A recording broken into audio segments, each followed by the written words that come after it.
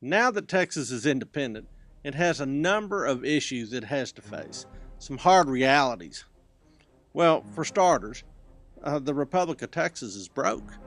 They have floated paper to try to finance their revolution, so they're a debtor nation with really no real way to pay back those notes in the short term. There's also enemies on every front. Mexico is still intent on bringing Texas back into the fold. They're just a little distracted for the time being, but if they get their act together, you can count on them coming back. The Indians, especially the Comanches, are starting to really flex their muscle on the frontier. So that's going to be an issue.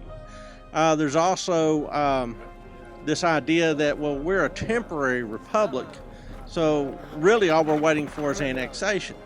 As a result, everybody's taking a very short view, both fiscally and politically.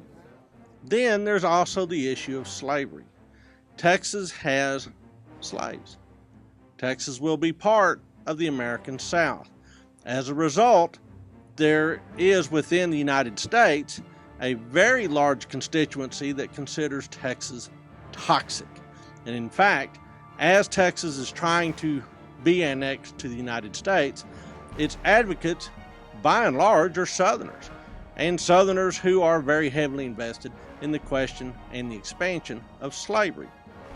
One Massachusetts congressman said, you know what, if somehow Texas gets annexed to the United States, Massachusetts may consider secession.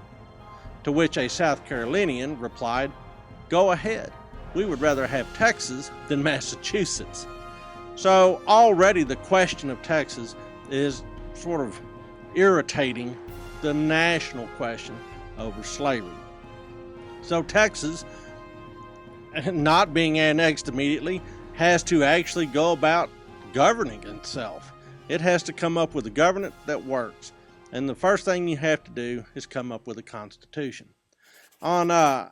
In the summer and into the fall of 1836, they craft a constitution which is largely modeled after the constitutions of North Carolina and Tennessee.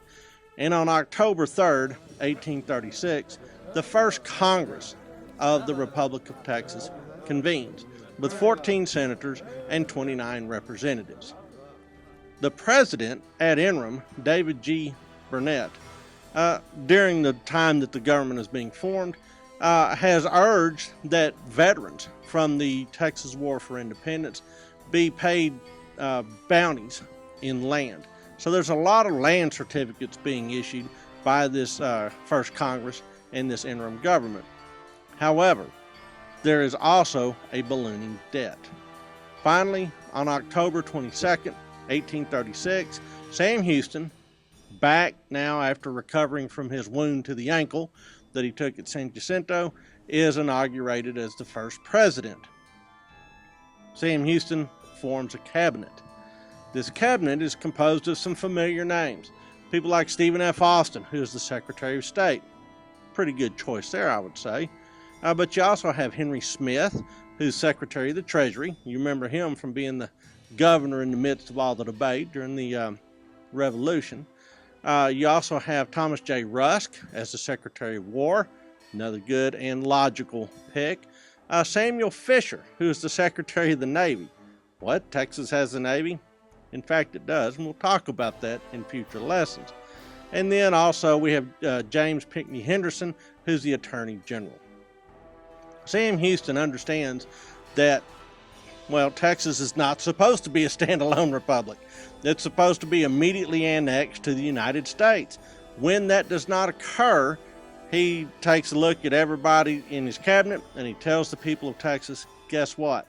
We have to reduce our spending to the absolute rock bottom. We have to hang on by our fingernails until such time as we can work this annexation question through the halls of Congress in the United States. So don't do anything that's going to cost a lot of money. Reduce the expenses, try to retire as much debt as possible, and make Texas look attractive for annexation.